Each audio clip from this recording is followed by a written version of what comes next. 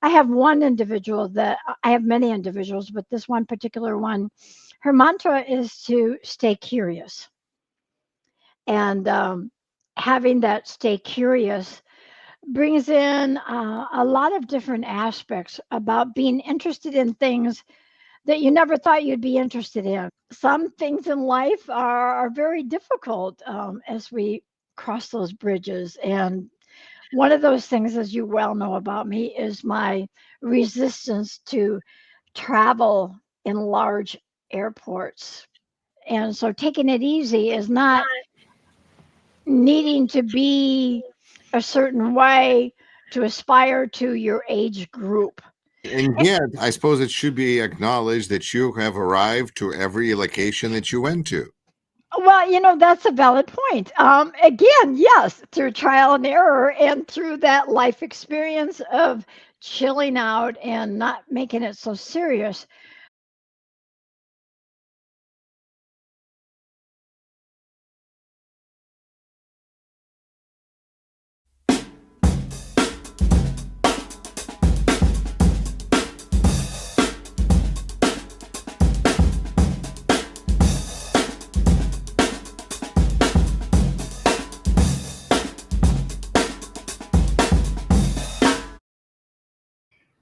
Ladies and gentlemen, welcome. You are listening and watching Rashkin Report. My name is Yuri Rashkin, and I'm very excited to welcome to this program person that usually takes part behind the scenes, somebody who's been very instrumental in the look of the show, in the how the host of the show appears. In fact, some of you may have seen me wearing over the years many different ties.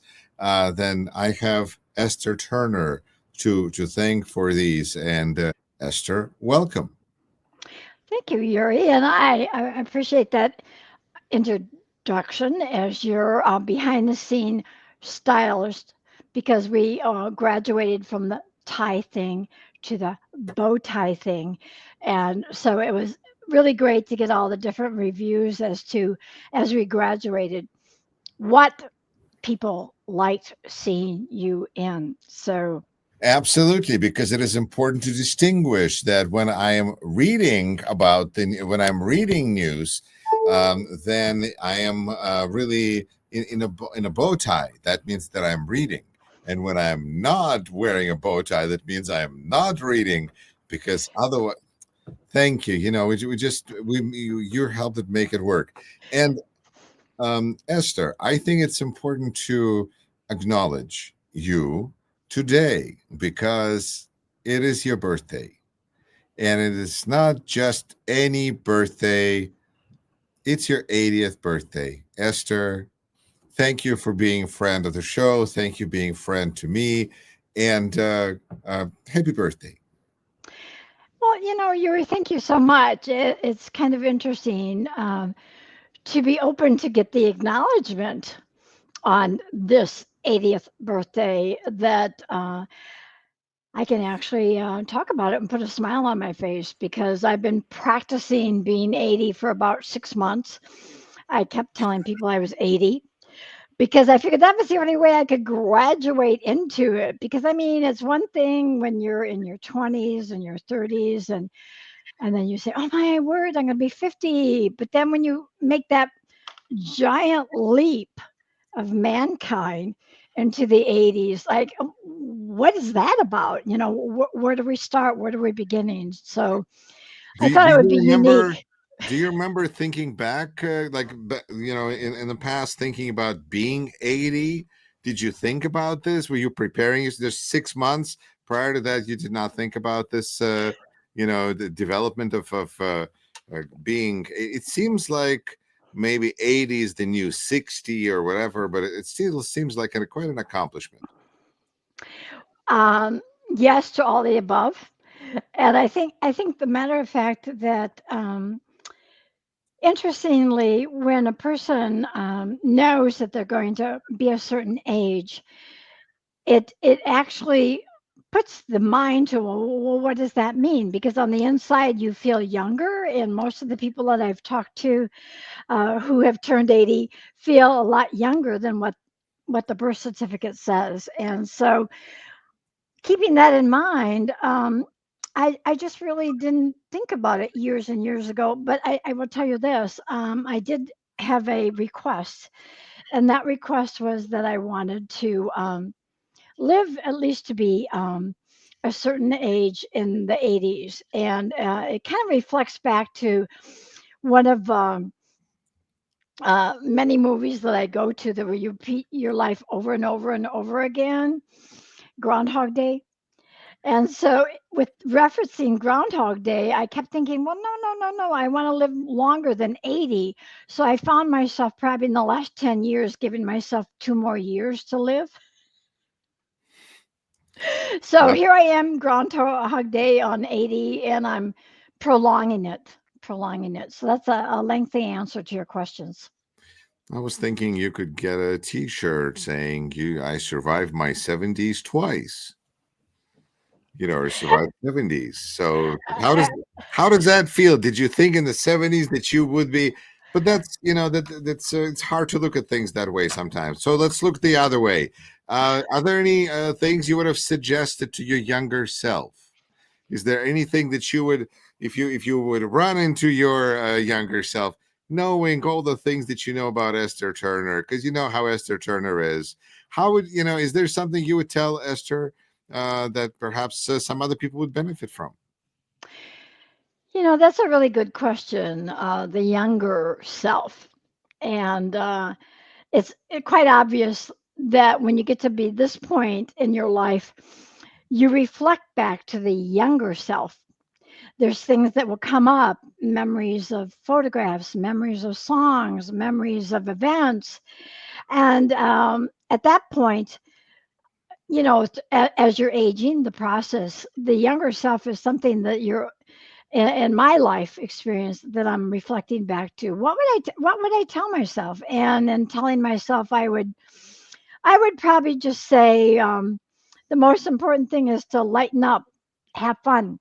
You know, uh, it's getting so serious about how you are creating your life ends up being more of a roadblock, because if you just allow yourself to express yourself as you age, but that again takes wisdom, because not everyone thinks about it. There's so many people that I've talked to in their 80s that think of it as being a natural thing, and aging is natural.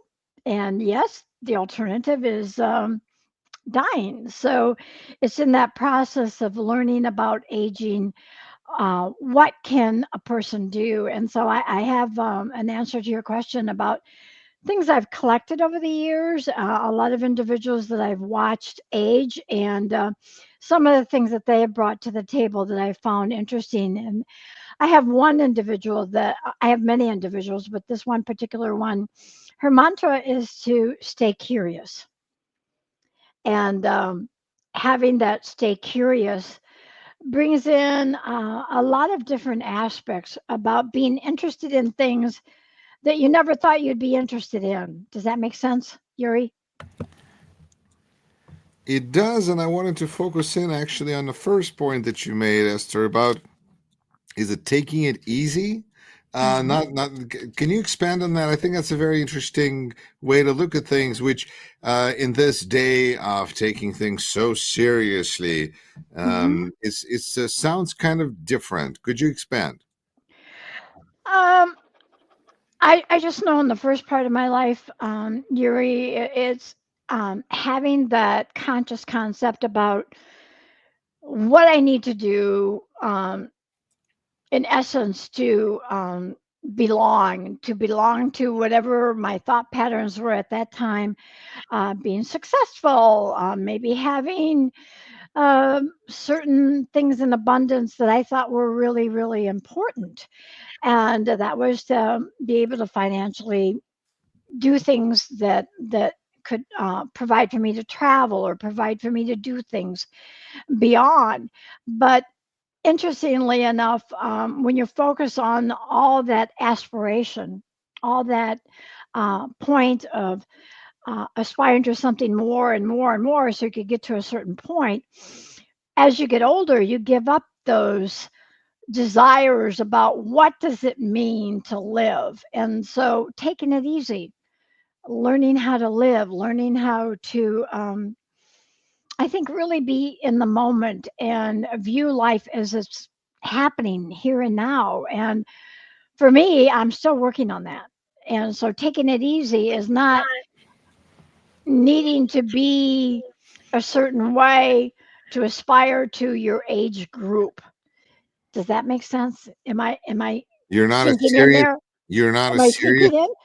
You're not as serious as an 80-year-old person should be, Esther. That's a good question. I want to laugh Should you be at more that. serious? I want to laugh at that because it's like, now I'm down with the seriousness. It's like, get rid of it. It's like seriousness would be, for me, to define seriousness would be having that strong focus, just that funnel focus of how life should be and how I should address my day every day. What are my intentions? What am I doing with my intentions? And so through time, you learn not to take it so seriously about certain things, and I say certain things. Some things in life are very difficult as we cross those bridges. And one of those things, as you well know about me, is my resistance to travel in large airports, because that resistance is about the gate change, because I don't move as fast. And so um, I just found out that I have a mental intention, but I also know that I suffer from anxiety. And so I've done a whole bunch of things to kind of relax and be in the moment. And as you know, you who travel a lot yourself, how's your transition with that when you go from gate to gate or different airports? You who travels in 2024. I guess I just kind of go to the next place where I need to go, and You I, I flow. I just go with the flow. With the presumption that if I miss something, then just I'm gonna have a slightly different adventure than I was planning on. But I think in your situation in particular, I mean, how much stress could there be when you're 79 or 80? I mean, you don't have to be to work the next day, right? Doesn't that give you just kind of all sorts of joy in life that you don't have to be somewhere at whatever time? Well, that's a good analogy, but to hit on it straightforward, when you're transitioning in the physical body, and the body doesn't move as fast, and so it's knowing that when you are having to be at a certain location. For example, I fly out of Dallas Airport, which is the third largest airport in the United States, and they are notorious for changing the gate. So if you go across the tram for 3 to 4 miles and you've got the guy pushing you, I take a wheelchair. I've learned how. So those of you who viewing want to save your legs, take a wheelchair. And these people that do this work are quite skilled at what they're doing. And I know they have a tablet and they check and they go, oh, like the last time they said, oh, your gate has changed. So we turned around and went back right where we came.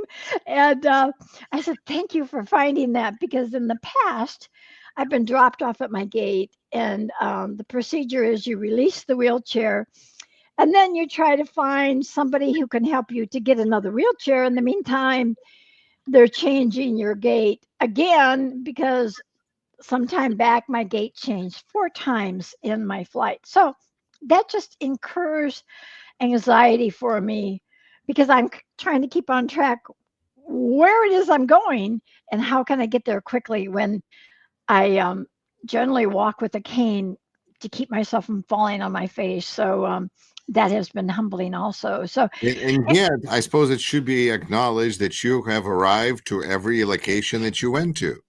well, that's a valid point. Again, yes, through trial and error and through that life experience of chilling out and not making it so serious. However, I have to do like the Wizard of Oz. I have to do the yellow brick road, and I have to meet all those characters along the way. The Tin Man, and all of those, the Scarecrow, because I'm getting courage and trying to keep it all leveled out. In the meantime, I'm pure taking water, no alcohol to kind of get me through the ordeal. But it's a great thing. It's a great thing to travel. It's a great Like you thing. said, it's about staying curious, and that's kind of where we stopped. But you were I was asking you about the advice that you would give to your younger self, and you suggested staying curious. Yep, yep. In other words, the younger self has always been adventurous, and I would like to think with the present self now that I'm still adventurous, but sometimes it becomes more of a challenge when you get to be with wisdom, when you get life experience. And so, with that said, I just wanted to point out there was one gentleman that I met at the Tampa airport, and for those that fly a lot, they know that those that are in wheelchair or first class, they board first. And there was this gentleman that went ahead of me, and I wear this tag, and the tag that I wear indicates that I have hard of hearing and I have anxiety. And he was already in his seat, and he saw my tag, and it said, "Treat with care. She has anxiety." And so I sat down on my seat, and I was kind of getting my water ready and situated, and I take my cane and fold it down, and all the procedures for flying. And this gentleman stood up, and interestingly enough, he kind of fell. And so I got up from my chair to go and rescue him, like a good person would do. And he was pulling himself up, and he turned to me and he said, "What is anxiety?" And he told me that he had a disease which caused him to shake. And it was quite interesting because I didn't realize that an individual would not know what anxiety is. So if I asked you what anxiety is, would you be able to describe that, Yuri?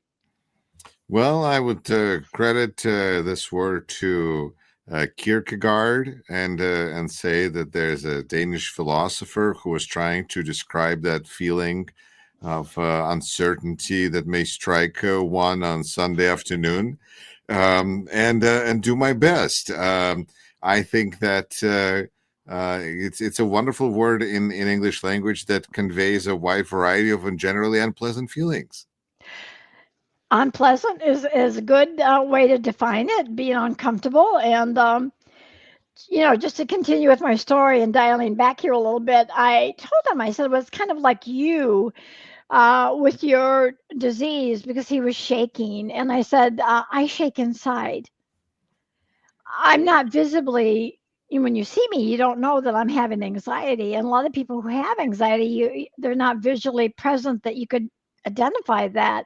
Well, it's And just the flip side of what I tell my public speaking students when I tell them that most anxiety is not visible. This is a strength. I say, people can't tell that you're nervous, but you're saying people can't tell that I'm nervous. It's true. well, I think, yeah, I think it depends on what you're doing, but that's a valid point too. In public speaking, being nervous and having all the facial structures and the body language, and but boarding the plane and him not knowing that I suffered from anxiety until he read the sign. And once I got on the plane, the anxiety was over because I'm on the plane. I'm sitting in my seat, and I'm not worried about the flying. I'm not worrying about what's going to happen next. It's just getting safely into that position. But I just thought that was such an unusual question from a elderly person asking me what anxiety is, because most people talk about anxiety so greatly. And But here's where I see some of the, like, on one hand, you're saying be curious, stay curious. On the other hand, there's this resistance that you're speaking of, resistance to doing things. And it's kind of like the serenity prayer, where, like, give me the ability to know things that I should do, that I shouldn't do, and to know the difference. It's always like what's too much, like the Goldilocks. So how do you find that Goldilocks between staying curious and resistance to things that, I don't know, I think some, curiosity killed the cat, with all due respect. So how do you strike that balance, Esther? Because clearly you made it to 80. valid point, valid point. And what a great question again. I mean, you must have stayed up all night formulating these questions. I stayed up all my life to formulating these questions, Esther. So this could end up being a book. Who knows? Answering your question about the transition of curiosity killed the cat. I think that's a part of life, and each individual can share what their expression is on that. But I think if you don't risk, I think that's the key word, risk. Challenging yourself when you know that there's certain things in life that are difficult to enroll in. A person can become polarized. And I think that that's one of the things about aging, is that a lot of people give up and they're not willing to try something different. They're not willing to go past what is familiar. And Why do you think that is? because people like to be comfortable. Humanity likes to be comfortable. They don't want change. Impermanence. Is that about pushing yourself out of comfort zone? I think that pushing yourself out of comfort zone can be a choice in what it is you're choosing to do, because there's a lot of things that we resist to do in life. Like a lot of people resist going to the dentist because they know it's going to be uncomfortable. But we have to go to the dentist because we know that that is good for our health. So I think it's a matter of choice, because we all go through life with certain elements that cause us anxiety or cause us something uncomfortable. And there's so many of those things. But I think, we're talking about me aging. We're talking about what I've learned and what my younger self would say. I think that she would be, the younger self would be delighted that I'm still willing to go on the roller skates and fall down. I think my younger self would be delighted to know that I still love to play jacks and I'm willing to continue on with these fun things to learn how to play again. And so, and to talking to her, I would just say, I think that you did a good job in maintaining that little girl in me, who still resides at 80. So there you are. That's really great. Can you buy that? Yeah. We're speaking with Esther Turner, Rashkin Report official stylist, and also somebody who is celebrating her 80th birthday today. Esther, I wanted to ask you, a few years back, you and I went back to your digs in Chicago, and went and walked through your kind of neighborhood where you grew up. What are your thoughts on that journey of how far you come from there to today? Wow. Going back, that was actually in 2018. And interestingly enough, having that experience, just to share with our viewers and listeners, that I grew up in Chicago, and my parents would always take a photograph of us standing outside on the steps And in Chicago, the architecture is quite different. The housing there is quite different. And I lived on the Northwest Side, and I had a favorite photograph of me standing on the steps, and I had my hand on the railing. And for whatever reason, at the age of 6 or 7, that I liked the idea of just having my photograph taken. And so uh, when we went there, the whole idea was to go back and redo the picture so many years later. And so it seemed very surreal because here I am going back in time, like Back to the Future. And the house, the apartment was 3 stories. It was the same almost, but they put a fence around the front. And so immediately my thoughts were, oh my, with our world today, and they want more privacy, they want more protection. And I recall taking the picture, and I recall, just trying to duplicate because I had the same kind of coat and wore the same kind of coat, wore the scarf the same. And so I had the younger self over here, and then the here and now person over there. And just reflecting back at that,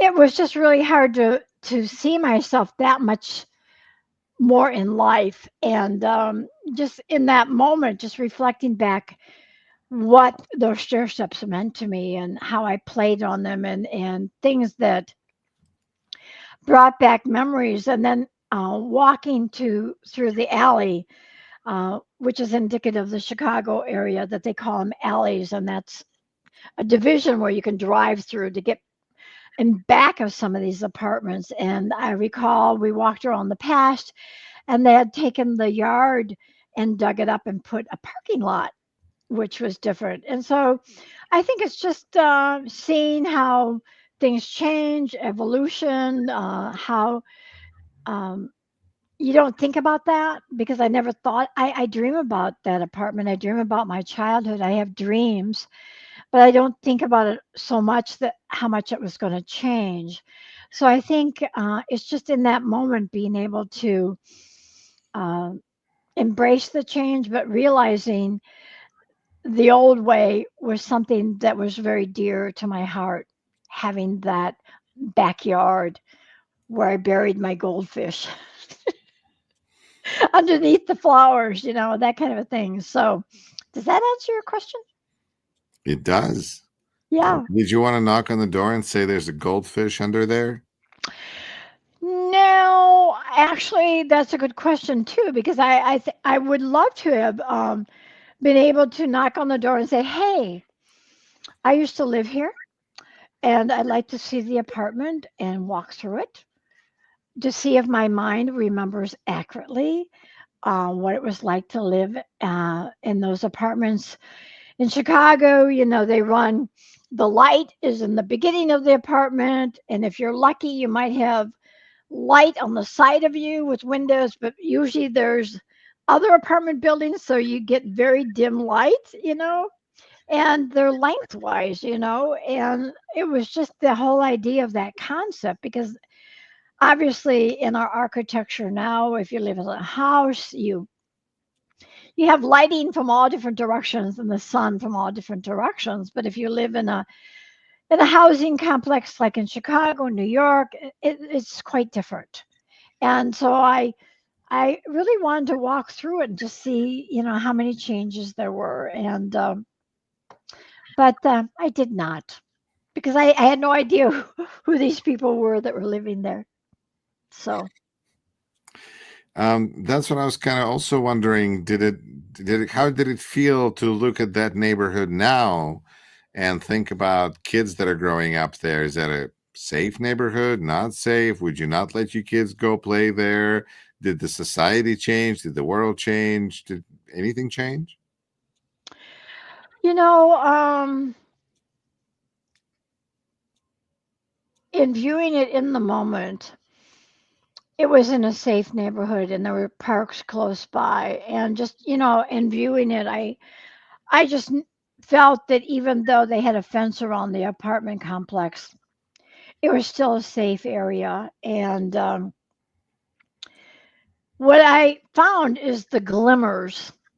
And that's a key word that I keep bringing in, along with being curious. Is my mantra is to find the glimmers in life. And glimmers could be something very, very minute. And I think the glimmer for me was just being able to stand on those stairs and get my photograph taken, and then going outside the gate and then walking down the alley and remembering what the back of these complexes look like. And for those of you who are familiar with the Chicago geographic area, the back parts of these apartments are quite unique because they're like back porches, but you can't visually see the stairs going up because the stairs are hidden. But there's like balcony areas, and most of the landings you can sit out in them. And I just remember being very young and looking out at the sky and afraid that I was going to fall off if I went too far to the edge. So, just in that glimmer, just that moment of remembering certain things that brought me joy, and seeing it again. That brings up another question. Brings up a question, I guess, of family and lessons that you may have learned because you have biological family. There's people that you become close to throughout your life's journey. How do you look at the concept of family from your 80 years of experience? Wow, no, that's gonna that's gonna open up big doors, big doors. Um, I was born in Chicago, and my father, he was a plumber by trade, but he was also a Renaissance man. He did everything. He did carpentry work. He did. He was a salesman. He sewed Singer sewing machines. He not only did carpentry work and plumbing work, but he was did a lot of things with selling and cars, and he was always interested in restaurants, and we had restaurant business, and so on and on and on and on. So obviously, my parents are deceased, and my brother and I lived in that apartment, and I recently lost my brother a year ago, and that's one of the glimmers about having my birthday. He would be the first one to call me, and of course, he's not here in physical form to give me a call. But it's those things that with family, that things kind of when you live this long, I think the hardest thing is losing people that are close to you and losing friends that are close. And most people that now with the generations, people are learning to live longer. We have the centenarians, and this younger generation is going to be learning that people live longer. And when people live longer, the transition hopefully is that people are going to be more healthier. And so, just to answer your question, maybe those relatives will stick around longer as life evolves. Whereas in my generation, they didn't really know how to orchestrate that. They didn't have the information that is available to yourself now and to other people if you choose to live longer. So that puts it pretty much. So that's another way to look at the family piece, is that some people are around and some people are not around. Right. And when you outlive your family and you don't have any brothers or sisters or parents or grandparents or cousins and distant cousins, and then you start doing the ancestry.com searching to see if you've got somebody, and I think that in itself is kind of fun, because I've learned that in the diversity of culture that I come from, I always have fun with saying I have Italian in me, but I have so much more that represents my nationality in terms of German and French and Swiss and on and on. But the exciting part about that is that the German part of me has a great history for being in business, and they have a great history.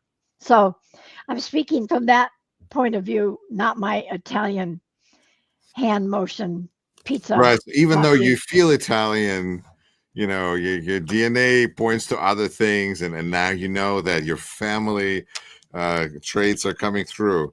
But it's an interesting concept, really, that having fun, not taking things too seriously, you end up outliving many people. Maybe you got something figured out. I don't know. Well, you know, just to interject real quick, I don't have it figured out. Um, and that's a good point. Uh, I'm learning along the way. And I think most important is going back, not taking it too seriously, because life happens. And I usually reflect on that shit happens. And when you realize that, it's learning how to transcend that and get through it and make it work. And I do know it's not always easy. It's not always an easy thing. Grief is not an easy thing. When you realize that you're outliving your family and outliving your friends, you know, why am I here? What am I doing? And so, with that said, I have a purpose. I have something I want to do, and so hopefully I'll be able to project that and bring that forth with launching my own podcast. And so Come that's what on, I'm looking Esther. forward to. Everybody's got a podcast. I know everybody has a podcast. Where's yours? All Yes, right, yes. coming soon. Coming Podcasting soon, Esther soon. Esther, living the La Vida Loca. That's right. Finding the glimmers in life. Um, Let me ask you this: since you know you're a little bit far ahead in this life's journey, and because concepts of religion and faith have been important to you, Mhm. how do you see your views of faith and religion? How did those views transition as you have transitioned, and Hmm. perhaps not just you, but other people of your age and your Ooh, generation? ooh. That view of, I think America went through kind of a transition of being more religious, less religious, now perhaps more religious again. I don't know. But how are you? What has your journey been with that part of life? Again, great question, Yuri. Great question. Um, I truly believe this is my belief system that a person who can develop an understanding of a key word, and that is faith, no matter what you choose to do that. And I know that for me, it's been transitional in terms of understanding what does faith mean. You know, what is that about? And I think that we've all experienced that with the most recent activity here that's happening in the United States. I don't want to go into detail about that, but survival of the fittest and having and standing behind your virtues. And so, and we're speaking of faith. I think that there's so many things about looking at what humanity can do. Because I know yourself, you interview a lot of individuals, a lot of immigrants, and what they have done to aspire, uh, that inner growth or that inner push for wanting to have another day in life. And so the spirit of mankind. And I know that however you want to attach that to, I've had an opportunity to be with a belief system in terms of Christianity, but also I transcended into spirituality. And what does that mean? And opening the doors to Buddhism. What does that mean? And what do they represent? What are their virtues? And I think encompassing all of them and putting them together because they're all interrelated. And it's having that ability to be open to it's not just one way. It's not just one way, but having the idea that we all as humans, we all have a common denominator, and that common denominator, what do you think that is, Yuri? We live and we die. I don't know. What's our Oh, common that's an denominator? interesting way to say it. Common denominator that humans have, no matter where you live in the world, is the ability to understand and know love. No matter where you're at in the world, people have that concept and or some sort of an idea of what it means and what it feels like. And so I think that having faith and being open to understanding what it's like to allow yourself to grow into, because love can be, loving life. And what does life mean? Where do you want to go from here? Embracing the glimmers, embracing, okay, I'm grieving. That's a part of life, but it's just learning those steps. And I think it's really important that a person stays connected, and in that connection, staying connected not only to whatever they believe in their faith, or what it is that helps them become motivated, but connecting to people. I think people is really relevant, because I know that becoming older, I think one of the things I've talked to recently, I met a couple that were in their 80s that lived in California, and they lived on the beach, but they had such a marvelous attitude about life. And interestingly enough, we talked about becoming invisible. And so I think that's one of the things of a reality, is when you become older, you do become invisible. Depending on geographically where you live, I know that in other cultures, the aging, they're not so invisible. They are honored. Native Americans, they look at their elders as really a big deal. But I found that to be quite interesting for having people understand what it is like to have the aging process, and be in it in your mind, and be in it in your heart, and be in it in your body. And that's a lot. That's a big answer to your question. That is a big answer. I'm trying to connect faith with love, with a human Hmm. interconnectedness and Hmm. getting older, Hmm. and I kind of see it, but I'll have to think about this a little more. It's a motivator, So, but you can continue to think. right. Um, Let me ask you this. How do you view? I think you always had a special place in your heart for young people. I And do.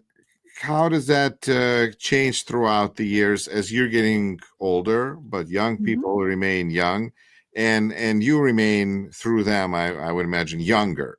So how do you feel about that? You know, um, I love old people, and I love young people, but I find younger people to be so much more engaging, because I found in my own life what I enjoyed about younger people is I could learn from them. I loved hearing their viewpoints on how they approached life. And of course, now everything is technology, and everyone who, just like that, they can go on their iPad or their laptop or their cell phone, and they magically know how to operate this and things. But it's looking at them, and I think that I have learned that it's been quoted that older people should hang out with younger people because they can learn from them, and that younger people should hang out with older people because they can learn from them. So it's kind of a two-way street there, and I embrace that. I adore young people. They don't scare you? Uh, Not at all. Not even with the piercing and the tattoos. Not at all. Nice. I find them the most interesting. Awesome.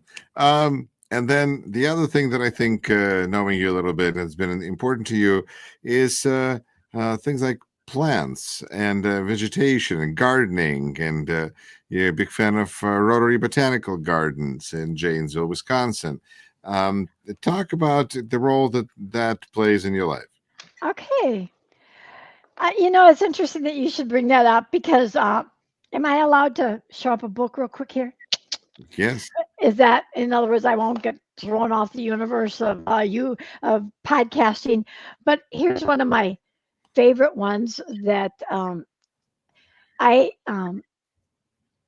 just in case we decide to do this without video, can you read the name of the book? I'm going to do that. Thank you for asking. It's called The Open Air Life. And the reason I got into this is discover the Nordic art of, I'm gonna totally blow the word, but it's called fruitful live.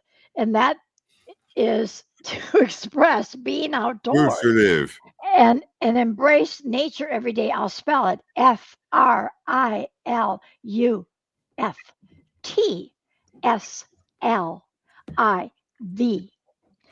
You can go on.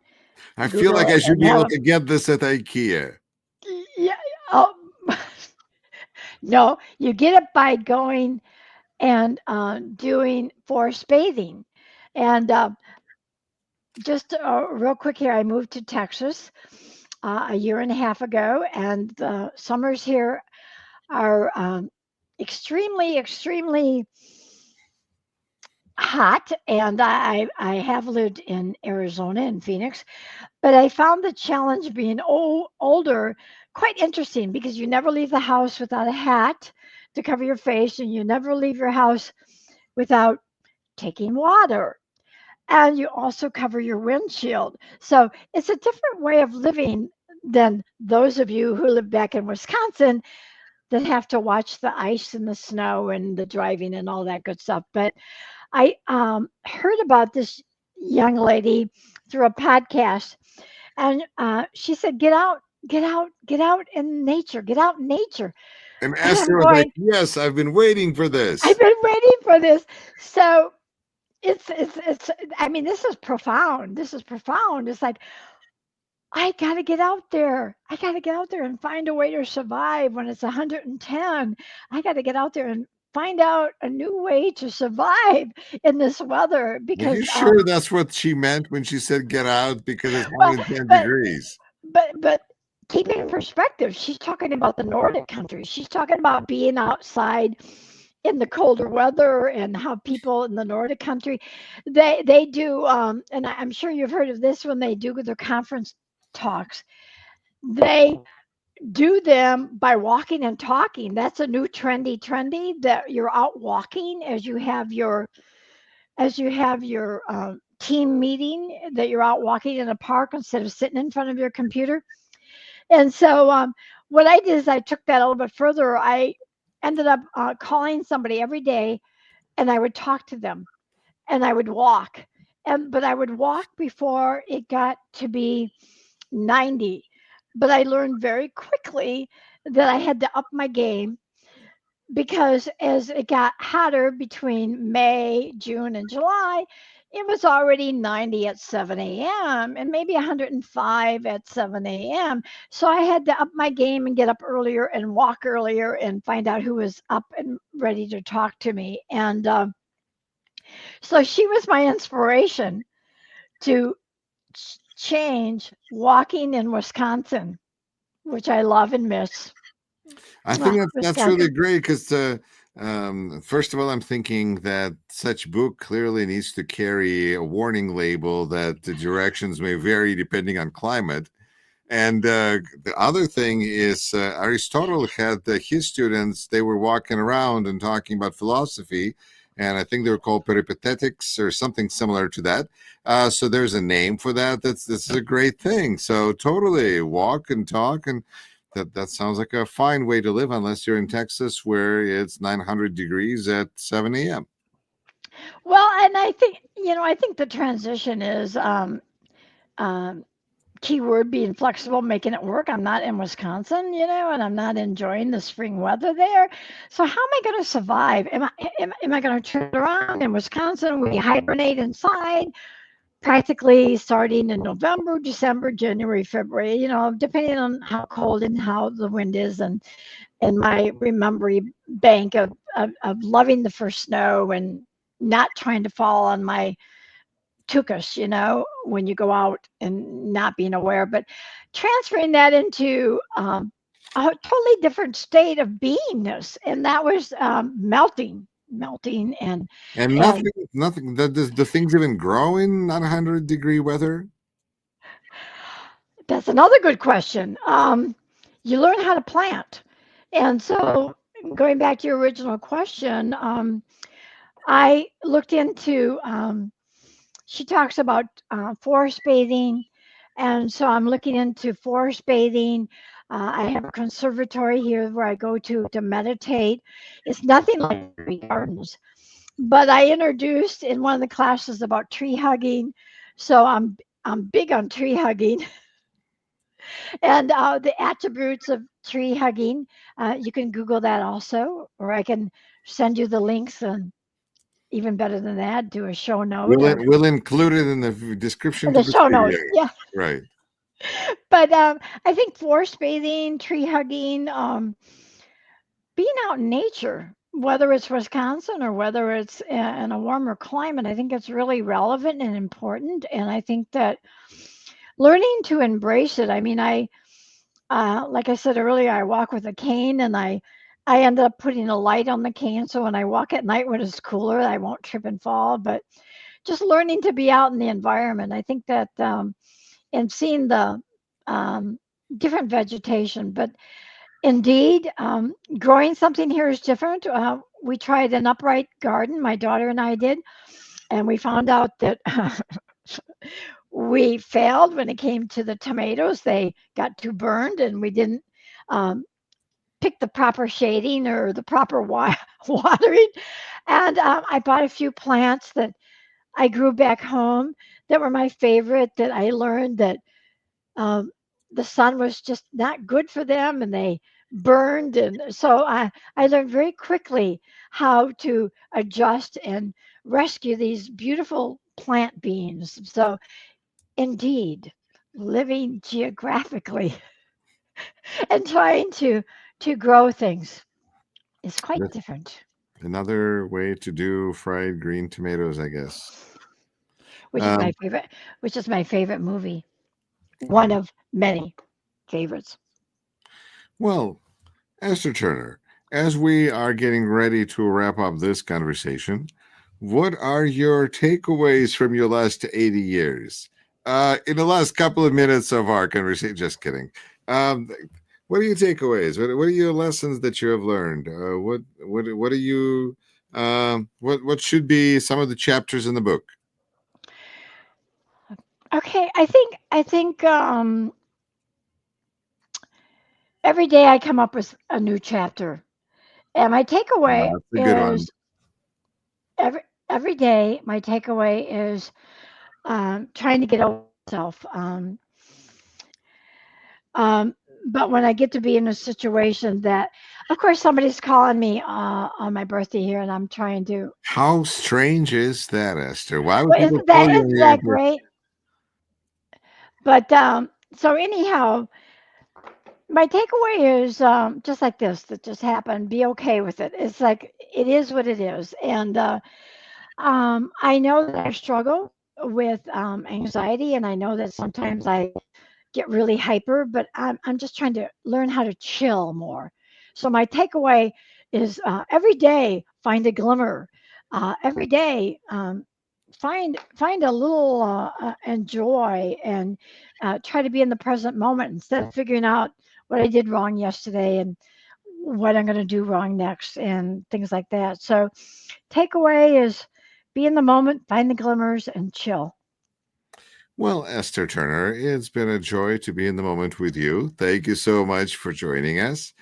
Ladies and gentlemen, Esther Turner, official stylist of Rashkin Report, and celebrating her 80th birthday today.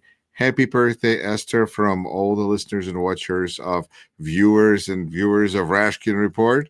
And everyone, take care. Thank you so much, Yuri Rashkin.